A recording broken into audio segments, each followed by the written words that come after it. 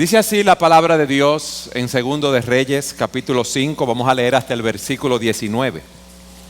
Naamán, general del ejército del rey de Siria, era un hombre que gozaba de gran prestigio delante de su señor, quien lo tenía en alta estima, pues por medio de él había dado Jehová salvación a Siria. Este era un hombre valeroso en extremo, pero leproso.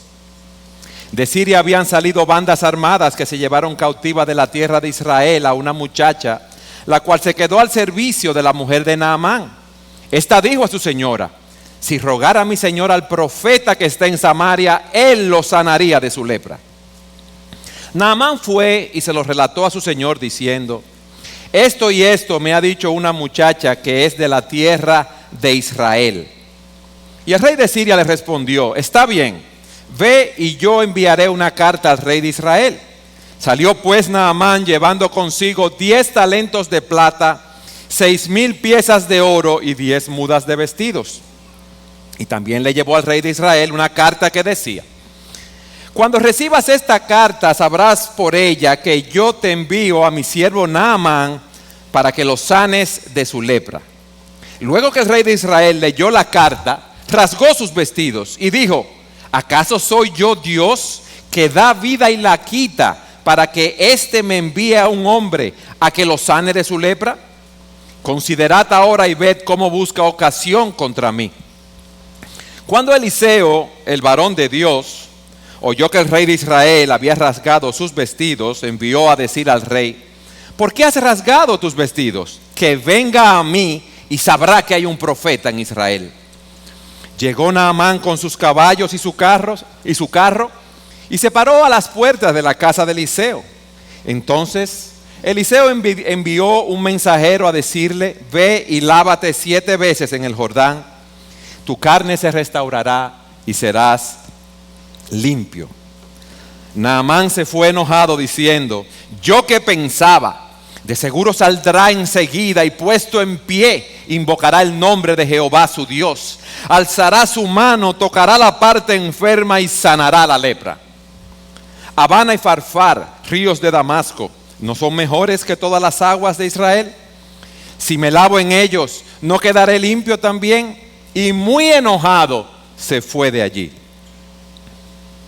Pero sus criados se le acercaron y le dijeron: Padre mío, si el profeta te mandara hacer algo difícil, ¿no lo harías? ¿Cuánto más si solo te ha dicho: lávate y serás limpio? Descendió entonces Naamán y se zambulló 7 veces en el Jordán, conforme a la palabra del varón de Dios, y su carne se volvió como la carne de un niño y quedó limpio. Luego volvió con todos sus acompañantes donde estaba el hombre de Dios, se presentó delante de él y le dijo: ahora conozco que no hay Dios en toda la tierra, sino en Israel. Te ruego que recibas un presente de tu siervo. Pero él dijo: vive Jehová en cuya presencia estoy, que no lo aceptaré. Y aunque le instaba que aceptara alguna cosa, Eliseo no quiso. Entonces Naamán dijo: te ruego pues, ¿no se dará a tu siervo de esta tierra la carga de un par de mulas? Porque de aquí en adelante tu siervo no sacrificará holocausto ni ofrecerá sacrificio a otros dioses, sino a Jehová. En esto perdone Jehová a tu siervo, cuando mi señor, el rey, entre en el templo de Rimón para adorar allí y se apoye sobre mi brazo, si yo también me inclino en el templo de Rimón. Si hago tal cosa, que Jehová perdone en esto a tu siervo. Eliseo le respondió: ve en paz. Se fue pues y caminó como media legua de tierra. Esta escena se desarrolla en Siria, al norte de Israel, que era una nación pagana, una nación que no conocía al Dios de Israel. Era un lugar de idolatría, un lugar de ceguera espiritual. Pero aquí vemos una historia, una muestra del amor de Dios para con los suyos. Cómo Dios llega a un pueblo que está en oscuridad, cómo llega donde una persona que está en oscuridad y bajo mucha aflicción, como vamos a ver, como estaba Naamán. y lo atrae a sí mismo. Es como dice la Escritura: o menosprecias la riqueza de su benignidad, paciencia y generosidad, ignorando que su benignidad te guía al arrepentimiento. Yo quiero que veamos esta historia y las lecciones que podemos aprender de ella. Lo primero, vamos a ver a Naamán, sus credenciales y su situación. Fíjense lo que dice el texto. Naamán, versículo 1, era general del ejército del rey de Siria. Era un hombre que gozaba de gran prestigio, era un varón muy grande, muy importante delante de su señor, porque el rey lo tenía en alta estima. Él gozaba del favor del rey, porque por medio de Naamán Jehová había dado victoria a Siria sobre los enemigos que estaban a su alrededor. Este hombre era un hombre imagínense, el jefe de las Fuerzas Armadas de Siria. El segundo, lo más seguro, al mando, quizás era el primer ministro de Siria. Y dice el texto que no solamente tenía esa posición, sino que tenía también mucho prestigio y mucho valor. Naamán era un héroe nacional. Ustedes han visto esos generales que tienen todas las medallas puestas, que ya no le cabe una más. Si estuviéramos en el día de hoy, Naamán fuera uno de esos generales así. O si le pusieran laureles o coronas en la cabeza, él tendría esos laureles o esas coronas en la cabeza. Era un hombre valeroso en extremo, y esa palabra nos da a entender dos cosas, como se usa en el Antiguo Testamento. Aparte de que era un guerrero valeroso, también se interpreta que era un hombre de mucha riqueza. Pero miren algo que dice el texto también. Por medio de él había dado Jehová salvación a Siria. Dios no estaba ajeno a lo que estaba pasando en la vida de Naamán. Y los éxitos que Naamán había cosechado había sido porque Jehová lo había decretado así. Fíjense cómo Dios utiliza a personas creyentes y no creyentes para llevar adelante sus planes. Pero hay un pero. Pero era leproso. Él estaba disfrutando de todo ese prestigio, de toda esa riqueza, de todo ese éxito. Pero un día, lo más seguro le salió una manchita en la mano, en la espalda, en la cara, no sé dónde. Y le dicen que es lepra. Y todo cambió a partir de ese momento, así me lo imagino. Porque la lepra era la enfermedad más temida de ese tiempo. La lepra se manifiesta que la piel se pone escamosa.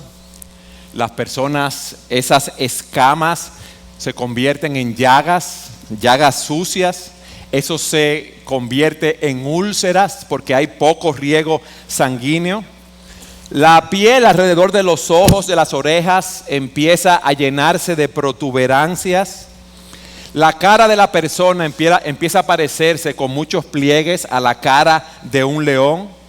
Los dedos de las manos, de los pies, se caen o son absorbidos y quedan como en un muñón. Se caen las cejas, las pestañas. El leproso despide un olor que es desagradable. Ya esa persona se puede oler. También esto afecta sus cuerdas vocales y la voz se torna en algo sumamente desagradable. En la Escritura se nos dice que las personas infectadas de lepra debían ir donde el sacerdote para que los evaluara, y esas personas eran aisladas y no podían volver, eran aisladas de donde se desenvolvían, de sus ciudades, y no podían volver hasta que eran declarados limpios. Habían cierto tipo de lepra que quizás eran más benignos. Pero imagínense a Naamán en esa condición, seguro sin poder acercarse a las personas de su familia, estando aislado. Imagínense la soledad en que uno vive cuando está así. Y en la Escritura se nos hace una analogía de la lepra con el pecado. Y dice Juan Carlos Ray, el comentarista, lo siguiente: pero no hay nada como la lepra entre nosotros. Sí, claro que sí. Hay una horrible enfermedad del alma que está arraigada en nuestra naturaleza misma y se adhiere a nuestros huesos y tuétanos con una fuerza tremenda. Esta enfermedad es la plaga del pecado. Como la lepra, se trata de una enfermedad profundamente arraigada en nosotros, que infecta cada área de nuestra naturaleza: corazón, voluntad, conciencia, entendimiento, memoria y emociones. Como la lepra, el pecado nos hace repugnantes y abominables, inadecuados para la comunión con Dios y para la gloria del cielo. Como la lepra, es incurable para cualquier médico terrenal y de forma lenta pero segura nos conduce a la muerte segunda. Y lo peor de todo es que se trata de una enfermedad de la que ningún hombre mortal está exento, algo que no ocurre como el caso de la lepra. Naamán tenía lepra dentro de un grupo de personas. Pero el pecado nos afecta a todos, porque dice la Escritura que todos nosotros nos descarriamos como ovejas. Cada cual se apartó por su camino. Hablando Isaías, y dice: mas Jehová cargó en él, en Cristo, el pecado de todos nosotros. A los ojos de Dios, nosotros somos leprosos espirituales. Porque todos nosotros hemos pecado y todos nosotros estamos destituidos de la gloria de Dios. No hay ninguna obra, no hay nada bueno que nosotros podamos hacer para agradar a Dios. Porque la Escritura nos dice que los mandamientos se resumen en dos: amarás a Jehová tu Dios con todo tu corazón, con toda tu alma y con toda tu mente, y a tu prójimo como a ti mismo. Y nosotros no hemos amado a Dios con todo nuestro corazón, con todas nuestras almas y con todas nuestras mentes en nuestras vidas. Ni a nuestro prójimo lo hemos amado como a nosotros mismos. Pero era leproso. Tenía todas las cosas que el mundo puede ofrecer. Pero miren ese pero. Era leproso. Y dice el pastor Tim Keller lo siguiente: desde que el pecado entró en el mundo, ningún hombre ha tenido jamás una vida plena. Dios creó al hombre para disfrutar todas las cosas, no le faltaba nada. El hombre tenía una vida plena, pero entró el pecado y le arrebató de la vida su plenitud, su integridad y su perfección. No importa lo exitoso que sea un hombre en este mundo, no existe algo así como una felicidad completa. No existe una paz completa y total. Y esto lo decimos al igual que él, no porque seamos pesimistas, sino porque esto es una realidad. Nosotros lo vemos esto cada día en nuestras vidas. No importa lo bien que tú estés, no importa lo bien que tú estés planificando tu vida. Como decimos nosotros aquí, siempre hay un pelo en el sancocho. Siempre hay un pelo en el sancocho, hay un problema. Hay algo que nos desvirtúa de esa perfección que deseamos tener. Alcanzamos una posición que nosotros queríamos, pero hay otros que tienen celos y envidia de nosotros. Y esas personas están al acecho para que nosotros fallemos, o para tirarnos un gancho, o quieren que nos enfermemos, o quieren que nosotros nos retiremos. ¿Para qué? Para ellos tomar esa posición. Y dice Keller lo siguiente: incómoda descansa la cabeza del que porta la corona. Pero ¿cómo va a ser? ¿Los reyes no descansan en paz? Tranquilidad. No, incómoda. Porque hay mucha gente que está detrás de esa corona. Y son muchas las bondades que da esa corona, pero también son muchos los problemas. El pecado estropea nuestras vidas. Y yo imagino a Naamán. ¡Wow! ¡Qué bien ya! Primer ministro de Siria. Toda la riqueza que yo quiero, toda la felicidad, pero era leproso. Y eso nos enseña algo. Ese pecado nos ha afectado, como vimos, y podemos estructurar nuestra vida de la mejor manera posible.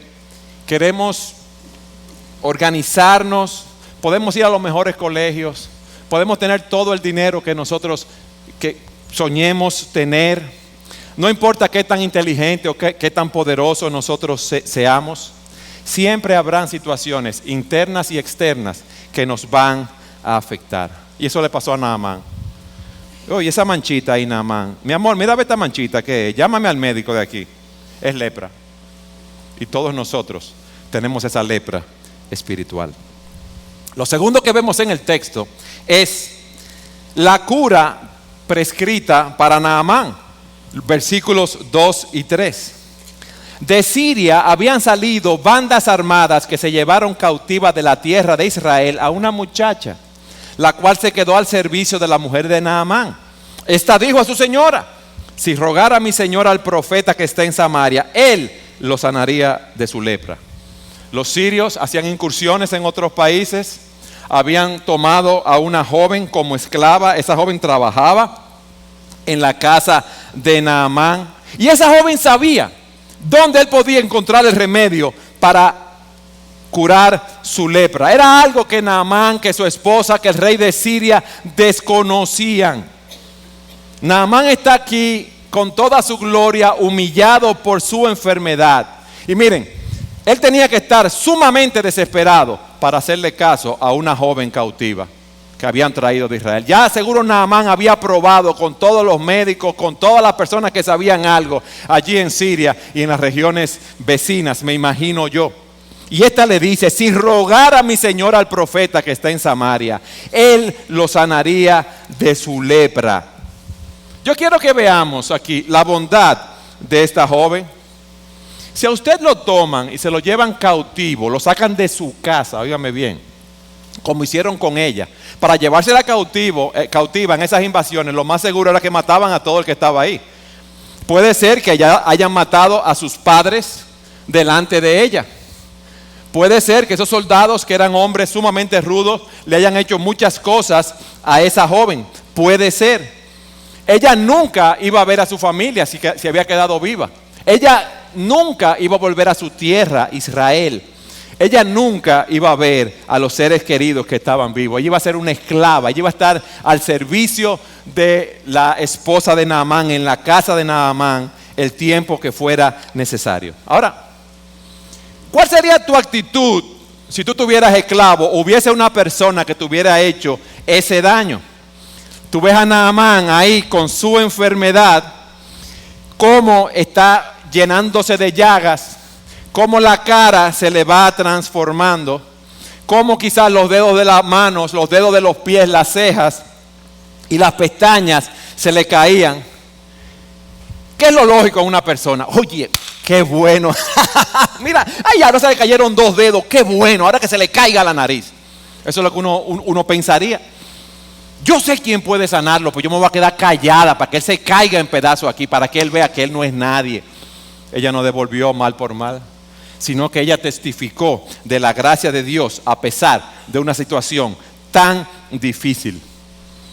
Ella estaba comprometida viviendo para la gloria de Dios.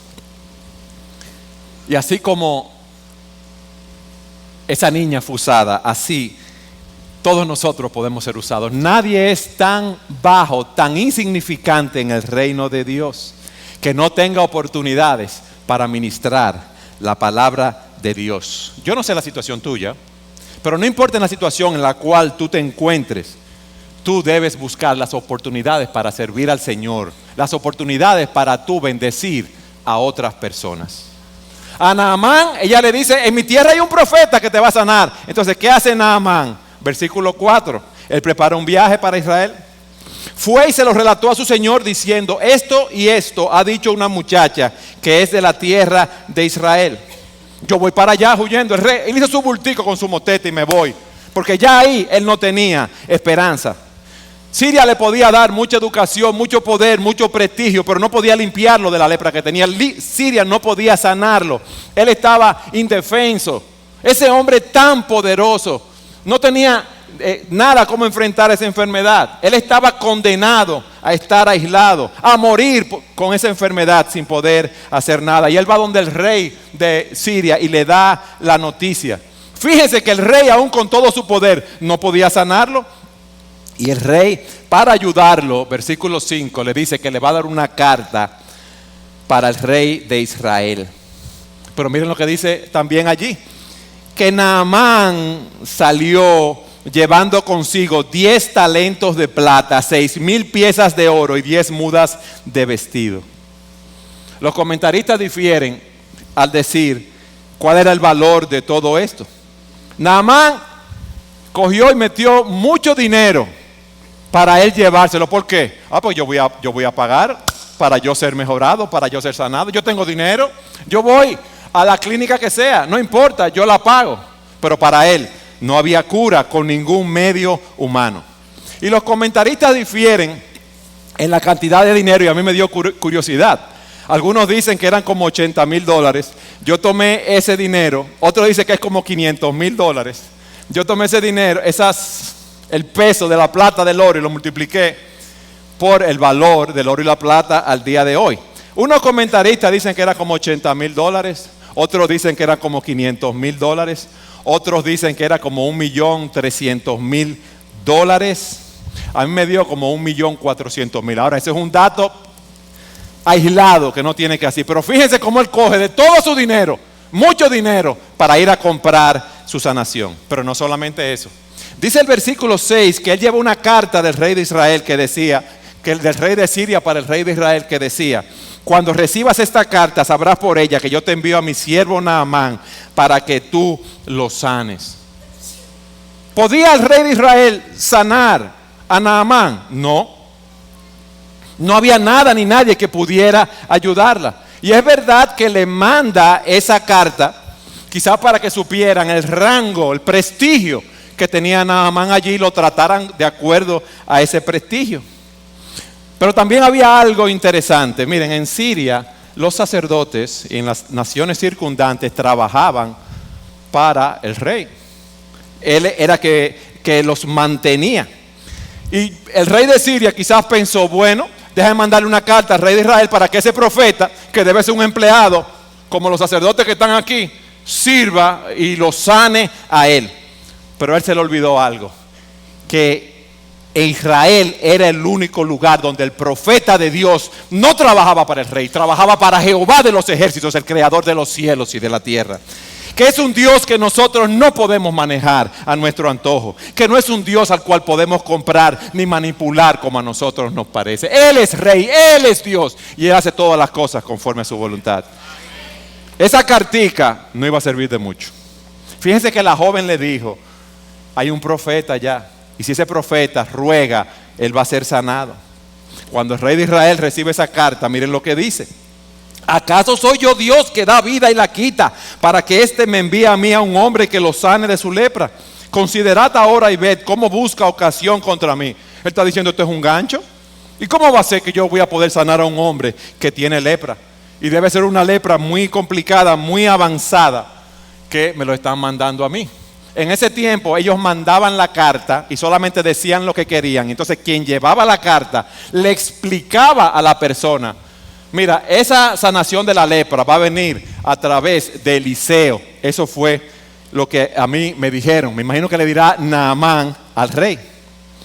Cuando Eliseo, el varón de Dios, oyó que el rey había rasgado sus vestidos, envió a decir al rey: ¿por qué has rasgado tus vestidos? Que venga a mí y sabrá que hay un profeta de Israel, un profeta en Israel. Aquí hay un hombre que está hablando la palabra de Dios. Que venga a mí, que él va a ser sanado.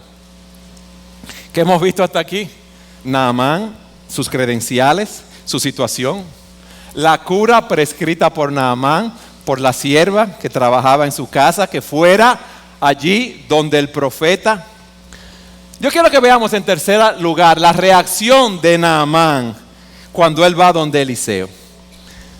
Él llega a la casa de Eliseo y dice que llega con sus caballos y su carro y se para a las puertas de la casa de Eliseo. Yo me imagino que esa es una escena sumamente impresionante. Imagínense que una persona, el presidente de Estados Unidos o el presidente de una nación va a visitar a alguien en una casa que debe ser sencilla, en un barrio sencillo, un barrio pobre, y llegan todas estas escoltas, todos esos caballos, todos esos militares de seguridad. Eso fue lo que llegó allí.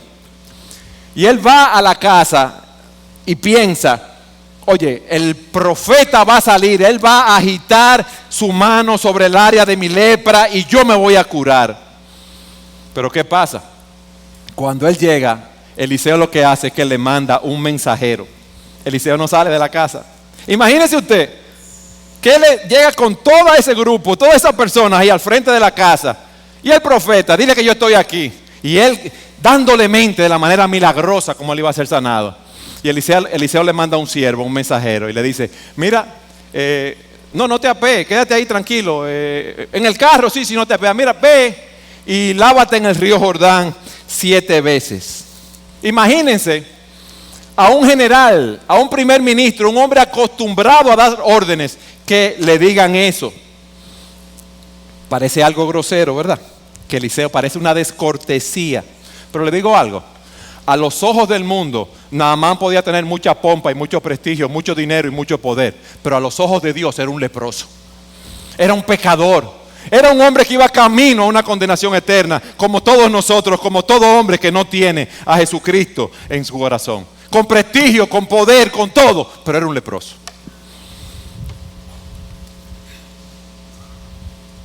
Naamán no reacciona bien, no. Dice el texto que él se enojó y dice, y que pensaba, él va a salir, él va a invocar el nombre de Jehová, él va a alzar su mano, él va a tocar la parte enferma, yo voy a sanar. Él estaba pensando cómo Dios, que era el creador, lo iba a sanar a él. Ya él tenía su propio plan, él tenía su propio camino. He aquí, yo pensaba, el profeta sale, me pone la mano arriba, cerca, y yo me sano. Hay camino que al hombre le parece derecho, pero su fin es camino de muerte. No es yo pensaba, no es como Dios dice, qué es lo que yo tengo que hacer. Y lo segundo, y oye lo que me dice ahora, ni sale a verme, me manda un mensajero y me manda a que me lave, me zambulla 7 veces en el río Jordán, un río fangoso, cuando en mi país hay ríos que son mucho mejores. Eso nos tipifica, nos ilustra lo que dice el texto de 1 Corintios 2:14. Para el hombre natural no percibe las cosas que son del Espíritu de Dios, porque para él son locura y no la puede entender porque se han de discernir espiritualmente. Él no entendía la obra de Jehová, la obra que Dios podía hacer en su vida. Él no entiende lo que es su condición, lo que es el pecado, lo que es la culpa, lo que es el perdón, la salvación que él necesitaba. Él no lo entendía. Y él se va enojado.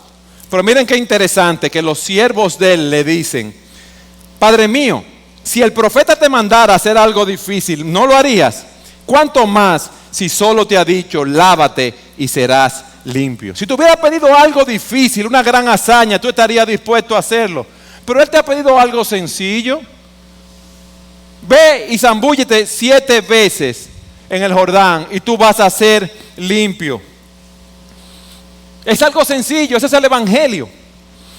Si el evangelio pidiera el cristianismo cosas grandes, muchas buenas obras, penitencias, sacrificios, peregrinaciones, muchos se la seguirían para salvarse.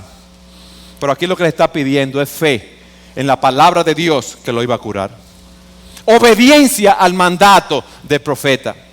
Y así el Señor nos dice hoy, cree en el Señor Jesucristo y serás salvo. ¿Y cómo va a ser? Solo tengo que creer, solo tengo que poner mi confianza en el Señor para ser salvo. Sí, confiar quién Él es y la obra que Él hizo por ti en la cruz del Calvario. La salvación es por la fe en Cristo solamente. Por gracia sois salvos por medio de la fe. Y esto no de vosotros, pues es un don de Dios, no por obras para que nadie se gloríe. No hay ninguna obra que podamos hacer para nosotros agradar a Dios. Somos pecadores, estamos camino a una condenación eterna. Por eso esa es la invitación del Evangelio.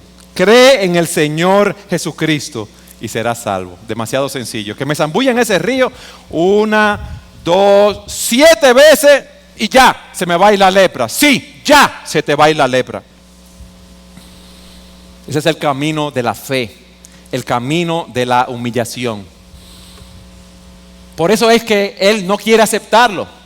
Su reacción fue de disgusto por su orgullo, por su altanería, porque él quería que las cosas fueran en sus propios términos. ¿Y cómo va a ser que yo metiéndome en un río fangoso, yo voy a ser sanado? ¿Cómo va a ser? Eso es lo que Dios nos dice. ¿Cómo va a ser que el camino de la salvación es mirar a un hombre en una cruz, con una corona de espinas, con su cuerpo latigado, con sus manos horadadas, con sus pies horadados? ¿Cómo va a ser que viendo a un hombre clamando, Dios mío, ¿por qué me ha desamparado? Confiando en Él, yo voy a ser salvo. ¿Cómo es que el camino de ser sanado de la lepra del pecado es ver a un hombre en debilidad? Un hombre que fue sepultado en una cueva con una gran piedra en la entrada. Y eso es lo que el Señor nos pide, eso es lo que Dios nos pide, que miremos al Cristo crucificado y confiemos en Él para salvación. Ese es el camino de la salvación. Si tú quieres ser curado de la lepra espiritual, ve al Calvario, mira a Cristo muriendo en la cruz. Mira a Cristo cargando con todos tus pecados sobre su cuerpo. Eso es todo lo que nosotros tenemos que hacer, ver nuestra condición, arrepentirnos de nuestros pecados y confiar en Él para salvación. Porque no hay otro nombre dado a los hombres bajo el cielo en el cual podamos ser salvos, solo en el nombre de Jesús. No hay otro, no hay otro. Yo soy el camino, dice el Señor, la verdad y la vida. Nadie viene al Padre si no es por mí. Y dice que hay un solo Dios y un solo mediador entre Dios y los hombres, Jesucristo. Pero eso nos humilla a nosotros. La salvación no es por obras, la salvación es por la gracia de Dios. Y no hay nada que yo pueda hacer para lavar mi corazón de mi pecado. Yo estaba viendo un texto, Mateo 5:3. Bienaventurados los pobres en espíritu, porque de ellos es el reino de los cielos. ¿Quiénes son los pobres en espíritu? Los que saben que están en bancarrota, en una bancarrota espiritual, que no pueden hacer nada, que no tienen medios para pagar la deuda que tienen con Dios y tienen que mendigar para vivir. Y dice, felices aquellos que han visto su condición de bancarrota espiritual y tienen que mendigar para vivir, porque saben que en ellos no hay nada bueno. Fíjense que no dice bienaventurados los de clase media espiritual, sino los pobres, los mendigos. Porque el de clase media espiritual puede pensar que él tiene algo para pagar la deuda. Yo no soy tan malo, yo hago esto bueno y aquello bueno, yo he sido bueno en mi vida. Yo sé que necesito un poco de ayuda. No, bienaventurados los pobres, los mendigos. No dice bienaventurados ni los de clase media espiritual, ni los de clase alta espiritual. Quizá los de clase alta espiritual piensan que ellos son tan buenos, que nunca han hecho ningún mal y que ellos van camino al cielo. Pero mira lo que dice un cristiano. Yo he hecho muchas cosas malas. Yo he transgredido la ley de Dios. Yo no he amado a Dios con todo mi corazón, con toda mi alma y con toda mi mente. Yo no he amado a mi prójimo como a mí mismo. Y aún he hecho cosas buenas, pero las cosas buenas que yo he hecho las he hecho con una mala motivación. Yo no tengo nada que presentar delante de Dios. Y eso sí es difícil. ¿Ustedes saben por qué? Porque eso nos humilla. Y Naamán no quería humillarse. Dice Juan Carlos Ray lo siguiente: bienaventurado aquel hombre que ha aprendido a sentir que es un miserable pecador y que no hay salud en él. Bendito sea también aquel que ha aprendido que es un leproso espiritual y una criatura malvada y pecadora. Conocer nuestra enfermedad es un paso hacia la curación. La desgracia y la ruina de muchas almas es que nunca han sido capaces de ver sus pecados y su necesidad. Zambúllete. Por eso el himno dice: tal como soy de pecador, sin más confianza que tu amor, ya que me llamas, acudí, Cordero de Dios, heme aquí. Tal como soy buscando paz en mi desdicha y mal tenaz, conflicto grande siento en mí, Cordero de Dios, heme aquí. Tal como soy con mi lepra espiritual me acogerás, perdón, alivio me darás, pues tu promesa ya creí, Cordero de Dios, heme aquí. Tal como soy tu compasión, vencido a toda oposición, heme aquí, Cordero de Dios, vengo a ti.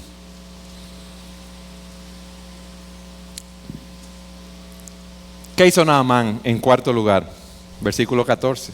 Hemos visto de Naamán sus credenciales y su situación, la cura prescrita para él por esa joven sierva, el orgullo y la altivez de Naamán, que no quería aceptar la palabra que le había dicho el profeta. Y ahora veamos la limpieza de Naamán. Descendió entonces Naamán y se zambulló 7 veces en el Jordán, conforme a la palabra del varón de Dios, y su carne se volvió como la carne de un niño y quedó limpio. Esa limpieza inmediata ilustra el carácter completo e instantáneo de la salvación. Su carne se volvió como la carne de un niño, pero su corazón también. Dios había hecho una obra de gracia en su corazón. Se convirtió en una nueva criatura por la fe en el Señor del profeta Eliseo.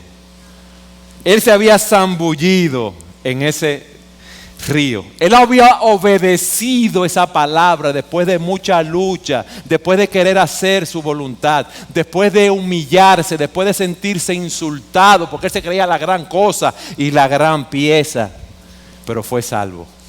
Hay un precioso manantial de sangre de Emmanuel que purifica a cada cual que se sumerge en él, que se sumerge en él. Dice que el malhechor se convirtió pendiendo de una cruz. Él vio la fuente y se lavó creyendo en Jesús. Y eso es lo que Dios quiere para tu vida hoy, que tú creas en el Señor Jesucristo y serás salvo. Y serás salvo. Y por último vemos la respuesta de Naamán. Dice el versículo 15, luego volvió con todos sus acompañantes a donde estaba el hombre de Dios. Se presentó delante de él y le dijo, ahora conozco que no hay Dios en toda la tierra, sino en Israel. Te ruego que recibas un presente. Pero él dijo, vive Jehová, en cuya presencia estoy, que no lo aceptaré. Y aunque le instaba que aceptara cosa alguna, Eliseo no quiso. Antes de explicar este texto, déjeme decirle algo que a mí me llamó la atención en el texto de Naamán. ¿Quién le dijo a Naamán que fuera donde el profeta? Una sierva, una esclava. ¿Quién salió a decirle que fuera a lavarse en el río? Un siervo. Cuando él cogió su cuerda y se iba, en buen dominicano, echó 50,000 chuipes, yo me lo imagino, y se iba ya por ahí. ¿Cómo va a ser bañarme en ese río todo sucio? ¿Quiénes le dijeron a él? Pero si te está pidiendo algo sencillo, ¿quién fue? Los siervos de él. Miren cómo Dios utiliza diferentes personas para su gloria. Era de esperar quizás que a Naamán le dieran un trato de primera y que fuera el médico de Siria que le dijera que fuera donde Eliseo. Y quizás Eliseo tenía que haberle mandado a otro de los profetas, a alguien muy especial a hablar con él para decirle que fuera al río. Pero no, la sierva le dijo que fuera a Israel donde el profeta. El siervo le dijo que se lavara en el río y sus siervos le dijeron, pero lo que te está pidiendo es algo demasiado sencillo, hazlo así como él te está pidiendo. Aquí vemos en estos versículos, dada esa nota, la respuesta de Naamán, los primeros frutos de su salvación. Él confesó y reconoció a Cristo como su Señor y Salvador. Ahora conozco que no hay Dios en toda la tierra, sino en Israel. No hay otro Dios, Jehová de los ejércitos. Ese es mi Dios. Ese es el Dios que me sanó. Ese es el Dios que me curó de la lepra. Ese es el Dios que me ha dado vida eterna a través de su Hijo Jesucristo. Y fíjense lo que dice su gratitud luego de eso. Y le dice a Eliseo, te ruego que recibas un presente de tu siervo. Eliseo no quiere recibir el presente y no lo recibe. Puede ser que él no quería que pensaran que él servía por dinero como hacían otros sacerdotes. Pero miren la gratitud del corazón de él. Y en tercer lugar, de una vez vemos el deseo de él de ir de adorar a Dios y el conflicto que se le presenta. Y le dice, yo quiero que tú me des la carga de un par de mulas de tierra de aquí para yo llevármelas para allá. Y no se dice la razón por la cual él le pide esa tierra. Algunos creen que fue para elegir un altar a Jehová, en memoria de Jehová, en su tierra, en Siria, y poder adorar allí. Pero también le dice, cuando mi señor el rey vaya al templo de Rimón, yo estoy al lado de él, óigame bien, el hombre que era, él estaba todo el tiempo. Por eso yo digo que era primer ministro, comandante general del ejército, la seguridad del rey, todo lo tenía él ahí. Y se incline a adorar. ¿Qué yo debo hacer? Él le está preguntando, ¿qué yo debo hacer? Porque yo quiero dar un testimonio de mi fe, es lo que parece. Y el profeta le dice a él, vete en paz. Vete en paz, haz tu labor allí. Yo empecé diciendo que Naamán tenía una posición de mucha preeminencia, pero tenía un problema, era leproso. Nosotros tenemos un problema, somos leprosos. Y el Señor utilizó esa situación de Naamán, esa condición, esa enfermedad, como muchas veces utiliza nuestro fracaso, nuestras enfermedades y nuestros problemas, como un medio en el cual nos lleva al final de nosotros mismos. Nos enseña a no ser tan autosuficientes. Nos enseña a ver lo indefenso que nosotros somos. Y eso él hizo con Naamán para luego mostrarle su salvación. Dice la Escritura: antes que fuera yo humillado, descarriado andaba, pero ahora guardo tu palabra. Y dice: bueno me es haber sido humillado. Bueno, ¿cómo va a ser? Humillado con ese fracaso que yo tuve. Sí. Bueno me es haber sido humillado para que aprenda tus estatutos. Tus manos me hicieron y me formaron, dice el salmista. Hazme entender y aprenderé tus mandamientos. ¿Tú sabes por qué es bueno? Porque Dios está trabajando continuamente en nuestras vidas para mostrarnos lo difícil y lo oscura de nuestra situación. Y Dios utiliza esos problemas que se nos presentan para enseñarnos cuál es nuestra verdadera condición espiritual, cuál es la mayor necesidad que nosotros tenemos. La mayor necesidad que nosotros tenemos no es ser librados de la lepra física, no es ser librado de una enfermedad, no es tener más dinero, no es tener todo el prestigio como tenía Naamán. Nuestra mayor necesidad es que necesitamos el perdón de nuestros pecados. Porque tú podrás tener todo el dinero del mundo y vivir 100 años que tú quieras, pero te vas a morir, y después de la muerte, ¿qué? Solo en Cristo hay salvación. No hay otro camino. Y eso fue lo que Naamán aprendió. Dios utilizó esa crisis en la vida de Naamán y utiliza esa crisis en las vidas nuestras para ayudarnos, para despertarnos y para que nosotros veamos lo que realmente tiene valor en esta vida. Si Naamán no hubiera tenido esta aflicción, esta enfermedad, hubiera seguido viviendo, imagínense, full en Siria, con todo lo que él quisiera, confiando en sus logros, confiando en su posición, confiando en su riqueza. Pero esa enfermedad lo llevó a reconocer al único Dios vivo y verdadero, al Dios de Israel, que era lo que él realmente necesitaba. Dice la palabra: y esta es la vida eterna, que te conozcan a ti, el único Dios verdadero, y a Jesucristo a quien has enviado.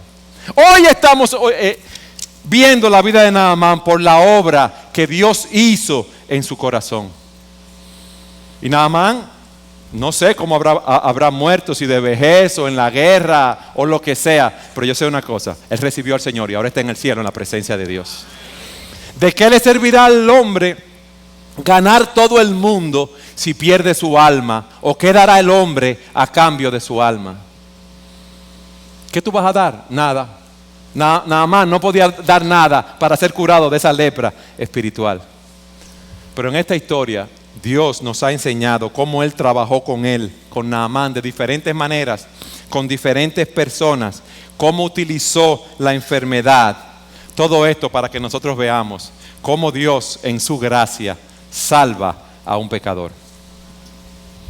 Solo la gracia de Dios puede salvarnos.